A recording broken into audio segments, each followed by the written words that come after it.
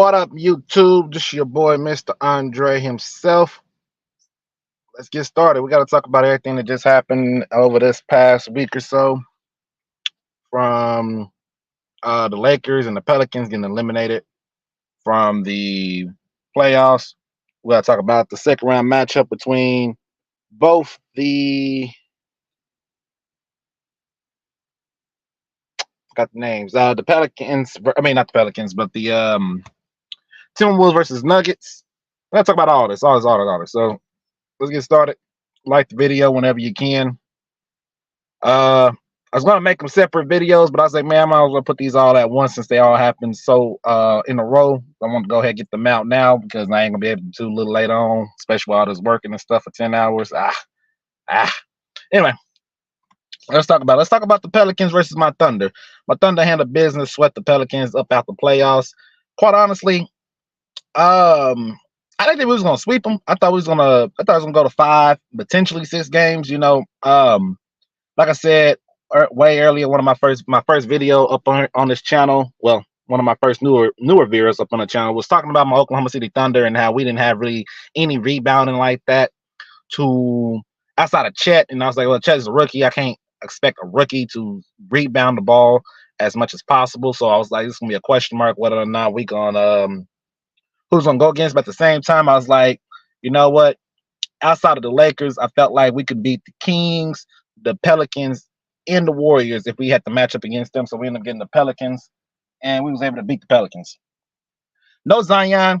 Brandon Ingram was coming back from injury. I think he played like 2 games before, like 2 games or so, maybe 3 games because the play-in. Because I think he came back at the end of the year, played the 2 play-in games, and then he was able to play against us in the 7-game series, and then he had to get guarded by Luke Dort and got to saw the awesome defense of Luke Dort throughout that whole series. So, it was kind of rough for Brandon Ingram this whole series. He did get some buckets here and there when he was able to get off of Luke Dort, but Luke Dort was making it a hell for my mans. I mean, goodness. Man was struggling badly. CJ McCollum, he had 2 solid games, the 2 back-to-back games, but outside of that, he was kind of non-effective, quite honestly. Vucevic, he played. That's what I thought. Big body, buff, rough up Chet. That's what I thought it was going to happen. Get a little physical. I was like, yeah, that's what's going to might slow us down in the playoffs, in my personal opinion. And then the same thing I had a problem with the Pelicans beforehand. The same thing that happened here was if CJ or Brandon Ingram does not have the ball rolling and there's no Zion, the team offense kind of struggles a lot. And that was evidence here. Herb Jones did a great job on Shea. Let's be honest here. He did a great job on Shea. That's why our game plan was to get him off of Shea. I'm not going to lie. Like, when I watch the games, and like I said, I enjoy Shea. I love Shea. And sometimes I do feel like the whistle does get blown a little too much for my boy Shea. Just a little bit. Not a lot, just a little bit. I'm like, I don't know if that's a foul or not. Or I don't know if he needs to go to the free throw line. I'm just watching a lot of fouls that happen. Well, I guess it's been a while since I watched playoff games or something like that because I'm staring at it and I didn't realize teams are in the bonuses. So I'm like, oh, we're in the bonus. Oh, okay, that's why he's going to the line or whatever. But from my Thunder side of point, Shea, awesome. J-Dub, awesome. Luke Dort played really well. He played really well. I already knew what kind of piece he was going to be for the team. I was like, he's one of those glue guys, one of the defensive players, the dirty work guys that – because the first couple of years, like after his rookie year, the next year, a couple of years after that, it was like, oh, is he going to be a scorer? It's like, no, that's not his role. His role is to be a 3-and-D guy that can get buckets at times, but it's not his role is not to be one of the main scorers on a team. He can have those nights, but not supposed to be here. Give the ball to Luke Dort, let Luke Dort go to work. No, definitely not. Josh Giddey. I think he averaged 12 points. I think he was 40-something% from the 3-point line. That's good. There's still times to where I question what is he doing. But this is the playoffs for the first time, so I'm not going to harp too much on him. Y'all know how I feel about Josh Giddey. Chet played good. He played really well for his rookie debut in the playoffs. He played really well. He handled Vucevic as best as he could. Not going to complain there. Not going to play. The bench threat, Casey Wallace, Isaiah Joe, Aaron Williams was getting some minutes. Shout out to Aaron Williams getting some of those minutes. Gordon Hayward was getting some minutes. I still don't like the fact that I know it's part of our rotation, the way we play. I still don't like the fact that Kendrick Williams get that backup center minutes because Jalen Williams, when he get those minutes, and then whenever Jalen needs to sit in there, I want to bring Chet back in. They play Kendrick Williams at the center position. I understand the ideal of it. I still don't like it. I think moving forward, especially we get to deal with the Clippers or the Mavericks, we have to get Bismack Biyombo in that game, or we need to get Mike Muscala. We need to get both of those big guys in them games. You got to try different lineups. You got to try different lineups. I know Mark Dagno. I know how you like to play, but listen to me. Try some different lineups. We definitely need to try some different lineups, especially these next couple teams. Especially when we go against the Mavericks. The Mavericks got a big lineup. If we go against the Mavericks, they got a bigger lineup, and I feel as though the counter to that would bring in Biyombo to play the center position next to Chet that plays the power forward, or bring in Mike Muscala or something like that to counteract what they're doing in the front court, you know. And then, but if we play against the Clippers, then we got to worry about Zubac. I know that we can worry about Zubac and what he can do, where he can rebound that ball and play physical. I think Chet can handle Zubac. Mason Plumlee, on the other hand, a little bit bigger threat. Like I said, I think Bismack would be perfect. Then again, I'm not gonna pull away from Jalen Williams at all. I think he's playing really solid. I think he's playing his role really solid, but still question marks right there for my Thunder. But shout out to my Thunder, first swept since 2012 when we swept the Dallas Mavericks in the first round. So shout out to the boys. Very proud of y'all this year. Looking good, looking good, looking good. Next up, we're gonna talk about the Pelicans moving forward. What's next for them? I was listening to the panel. Shout out to Players Choice, and they had a guy on there. He was saying that they should just run it back. I don't know if we should just run it back. I don't know. I don't know if we should run it back. We need to see Zion in the freaking playoffs. That's the bottom line of it. We need to see Zion in the playoffs.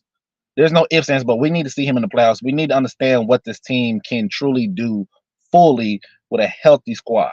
We need to see it. We definitely got to see it. Once we see it, I think we can make better adjustment. Maybe we can make a better judgment to that team.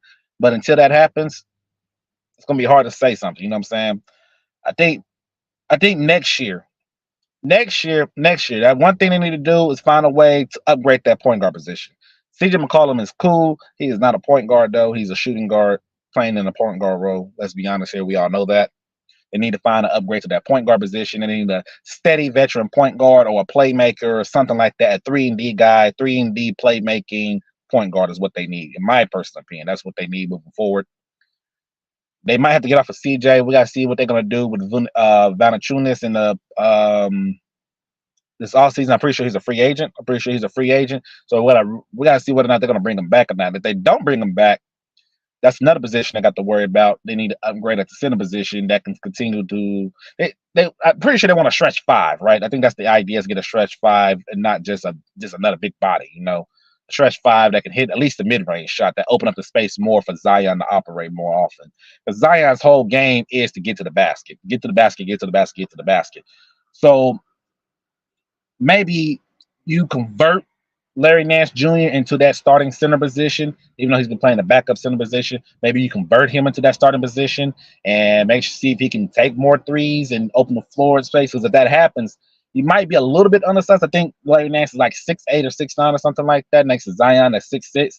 But athletic front court like that, when Zion cuts to the basket or he's trying to get in and he can't, you can have Larry Nance cut through the basket. Zion can find him, hit that pass right there. That's a dunk. You know what I'm saying? Got to figure that out. Definitely got to figure that out. They got a lot of young players on that roster also. I mean, Jose Alvarado still got to keep his minutes. You got Trey Murphy got to keep his minutes. Herb Jones still got to keep his minutes. I think they got Jordan Hawkins. I think he's on that team. Got to keep his minutes. So there's a lot of young players on that bench that needs to get those minutes. That Pelicans got a good problem. Got a great problem. First, figure out exactly what you want to do with CJ. Find out if you can upgrade that point guard position. And then find out you can upgrade that center position. And then move forward from there. If anything, you might have to get off of CJ. I don't think they're going to do it, though. I think they're going to keep CJ. So, and then Brandon Ingram, half and half on. I'm not going to lie, half and half on. I don't know what they want to actually do with him. We'll see. We'll definitely see. But shout out to the Pelicans, too. Made the playoffs. Just didn't wasn't healthy enough. I think with a healthy Zion, I think we still beat y'all in 6, maybe 7 games. I think it'll be a little bit. I think we'll still be going right about now. You know what I'm saying? I think we'll still be going. That's just my personal opinion. Next up, let's talk about the. We got to talk about the Timberwolves sweeping the Suns. I don't think I talked about the Suns yet. I might have talked about the Suns. Have I talked about the Suns? I might not have talked about the Suns. Had talked. If I did talk about the Suns, that's one thing. I don't think I did talk about the Suns just yet. Suns got swept. It's just that simple. They got swept out the building. Out the building. They got swept. They got a lot of choices. They got a lot to think about. They got to think about, do they want to keep this big three around? They got to think about, if not, who they gonna move around? Bradley Beal. But Kevin Durant getting older. He'll be 36 next year, 36, 37 next year. They got some choices. They got a lot of choices they need to make. They was able to bring back Grayson. They already re-signed Grayson Allen before the playoffs started, so that's fine. It's the rest of that roster. It's them three in general. Got to figure it out. I don't think that's going to work long term wise. Like I said, I don't think Bradley Beal's your answer. You need to look for a point guard, not a shooting guard that wants to play point guard. Devin Booker has increased, but come on now. Got to get better. Got to find out something. If anything, we got to trade Devin Durant back to the Thunder, I guess. Ugh, man, I guess Josh Giddey and Aaron Wiggins and 4 picks. I guess. But Timberwolves, amazing. You swept them boys out the building. Anthony Edwards is here. He is that man. To me, arguably, he's the best shooting guard in the league. I can make an argument. Of course, we got Devin Booker and Donovan Mitchell still make their names for it. I think it's between those three. I don't think anybody else. I might have to make I'll make my top 10 players going into next season or so. I think we'll do that. It's gonna be a lot of work. I can tell you that right now. It's gonna be a lot of work. Definitely a lot of work. But they're locked and loaded. They're locked and loaded to go against the Nuggets. We'll talk about them in a minute. Let's talk about the Lakers. The Lakers lost in 5, first round. Big question marks for them. Whether LeBron James is going to return back, whether or not they're going to draft Bronny James. I'm hearing rumors that they'll just sign LeBron James to a 3-year max contract and draft Bronny James to keep LeBron on the team. Darvin Ham is a question mark whether or not he's coming back. Heard rumors that say he's going to get fired. Rumors said he's not going to get fired. We don't know until we find out. I think one of the biggest issues this year is Darvin Ham didn't play players that should have been playing. Right? Jackson Hayes. I don't care what you think about Jackson Hayes. I think he's a nice, athletic, big man that's a lob threat. Let's go with that. He's a lob threat. Defensively, I don't know. Maybe average, maybe below average. I haven't watched too many Jackson Hayes games, so I know I'm not paying attention to Jackson Hayes' play style. However, if he's that athletic big that can play, that's a solid defender. That's a okay. Let's say he's a below average defender. He's an okay defender, but he's 7 foot and he can catch lobs. Why wouldn't the ideal be D'Angelo Russell, Austin Reeves, LeBron James, Anthony Davis at the 4, and Jackson Hayes at the 5 to try something different on Jokic? Christian Wood. I don't know what happened. Christian Wood. I don't know what was going on. He was a signing that we all thought was going to do something. Didn't do anything. I know he got injured a lot or whatever. Blah blah blah blah. Don't know what was going on there.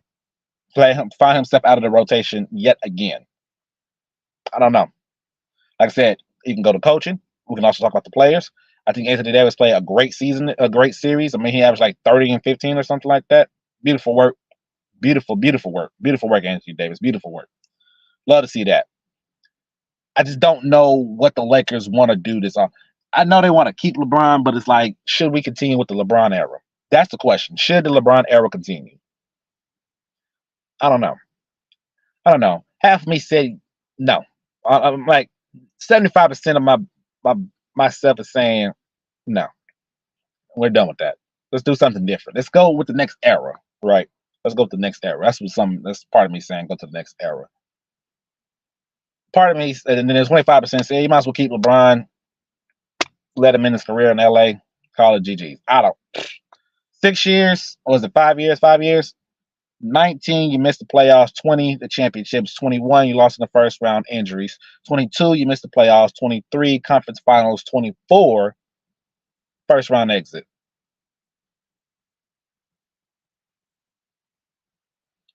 Doesn't look good. This doesn't. Hmm, I don't know.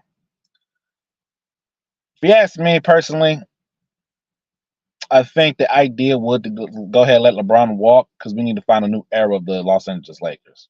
That's just me. Just me though. Will it happen? Probably not. Probably not. I don't know how many fans are wanting LeBron to go ahead and go. Probably not a lot.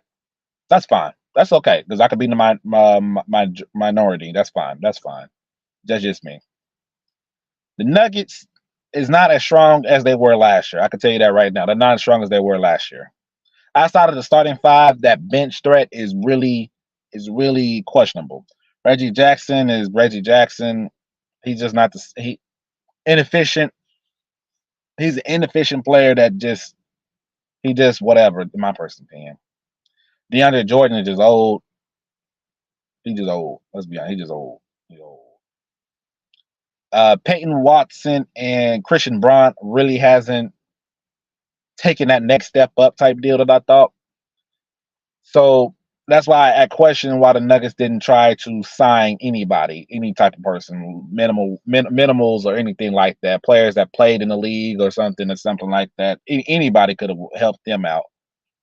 They didn't do anything. They sat on it, and now it's coming here. When I'm like, I would have sat on it. I would have did something different. I would have done something. But the Nuggets versus the Timberwolves the Nuggets versus the Timberwolves in the second round is a rematch from last year when they met in the first round, and the Timberwolves took them to 6 games. But the Timberwolves last year compared to this year, the Timberwolves are better.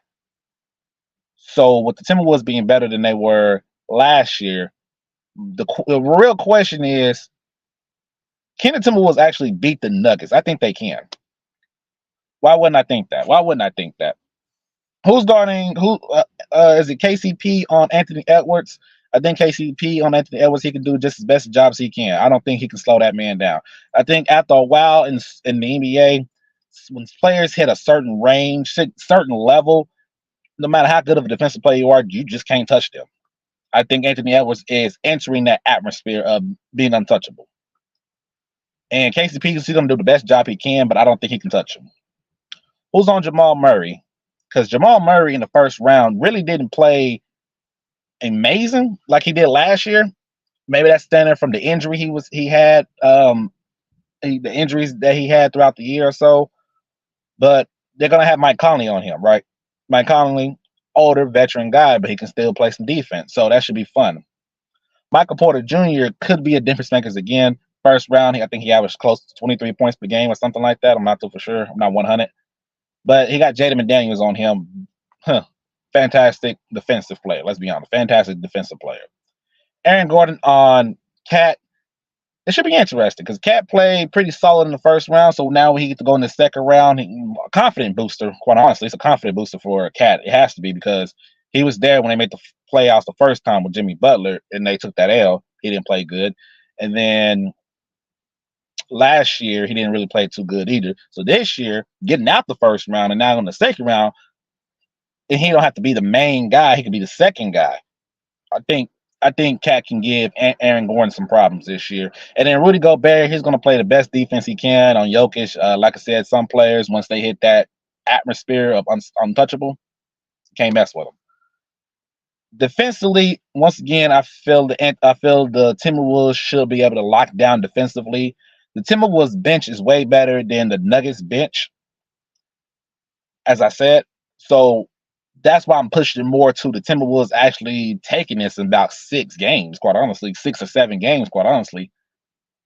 The Nuggets was able to put away the Lakers. I think mentally the Lakers felt like they was going to lose, which is crazy to say, but some teams just have it in their thought process like, man, we're going to lose.